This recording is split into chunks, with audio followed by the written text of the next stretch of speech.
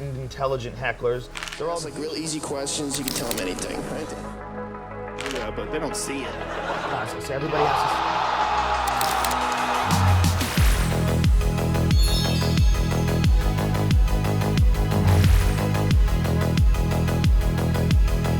How do you go from living on welfare and drinking powdered milk to having millions to your name, but eating live cockroaches?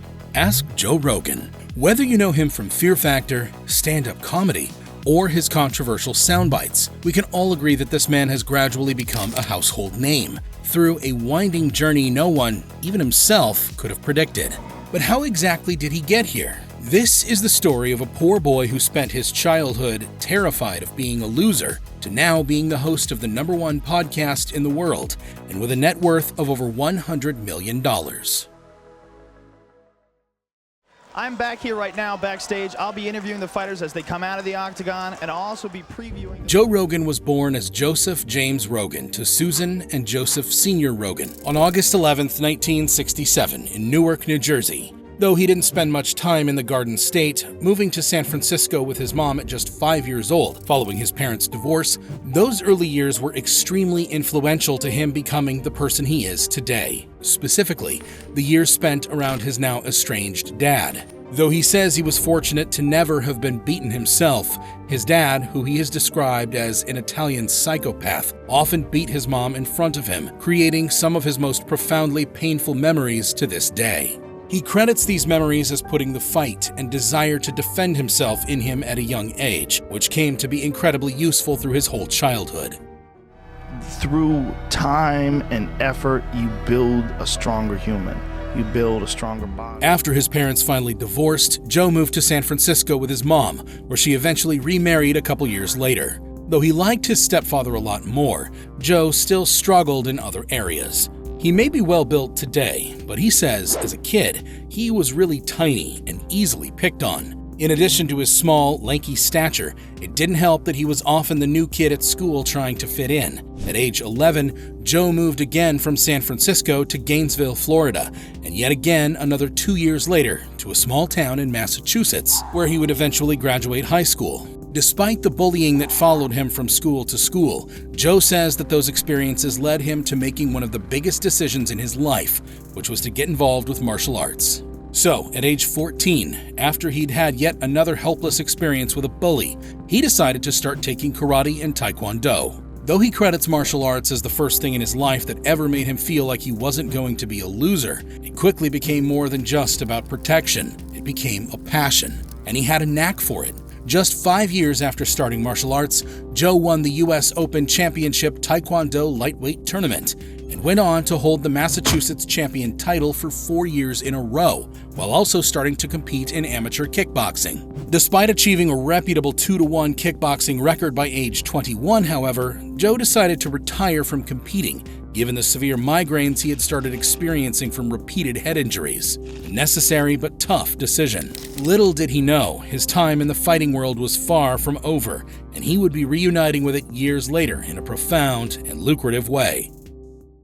But at that time, 21-year-old Joe had no idea what his future would go on to become. Instead, after stepping back from competing, he found himself completely aimless. He enrolled at the University of Massachusetts, Boston, with an attempt to find a direction, but ultimately found it pointless, dropping out shortly after.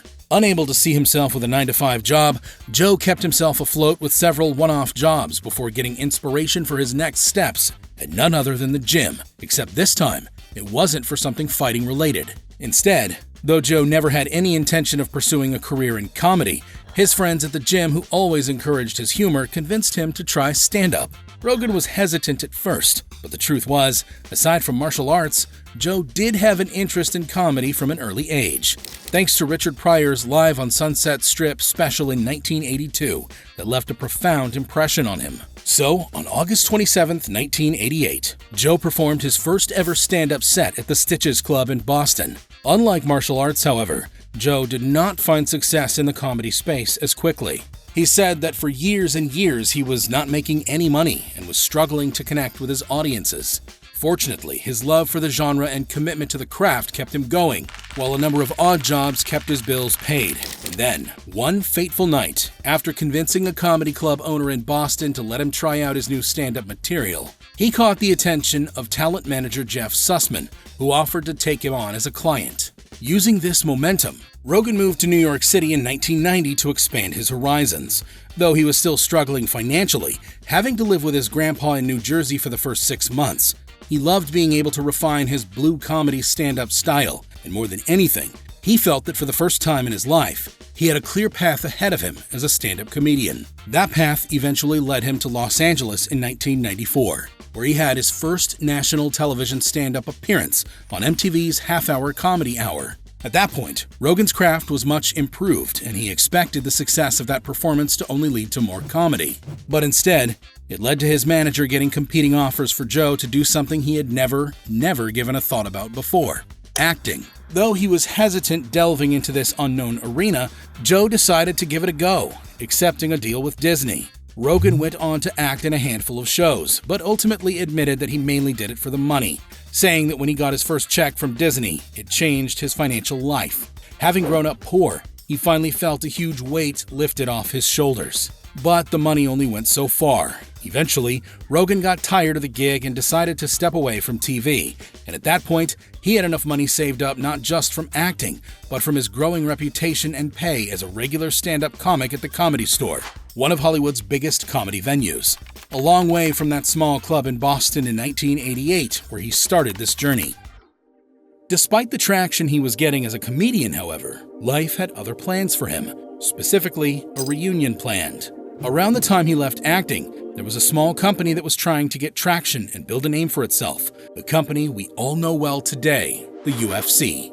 Still interested in the martial arts world, Rogan became an early avid fan of the UFC, leading him to become a post-fight UFC interviewer in 1997. Though he quit shortly after given the low pay, Rogan's real reunion with the fighting world came in 2002, when he and Dana White, who had just been named UFC's new president, became friends.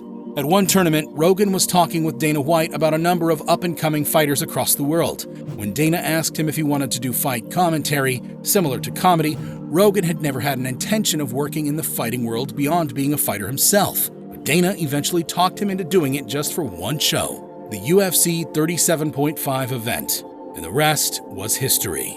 After a year of free commentary in exchange for event tickets, Joe started getting paid. And well, once the UFC began to be profitable, despite having no idea what he was doing at first, Rogan quickly became one of the most notable commentators in the industry, even going on to be named the MMA Personality of the Year 4 times by the World MMA Awards.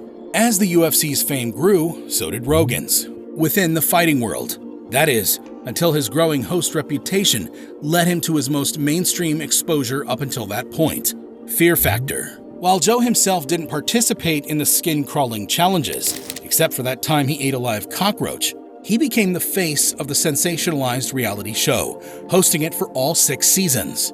Though he ultimately agreed to host only for inspiration for his stand-up, he nonetheless got paid around $15 million total by the series finale, what some people would be happy to retire with.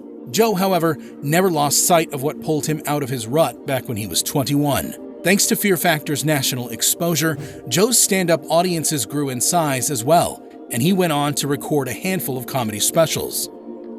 At this point, 42-year-old Rogan had achieved more than his 21-year-old self probably could have imagined, and earned way more than his 5-year-old self could have fathomed. But Rogan's peak was in fact still yet to come.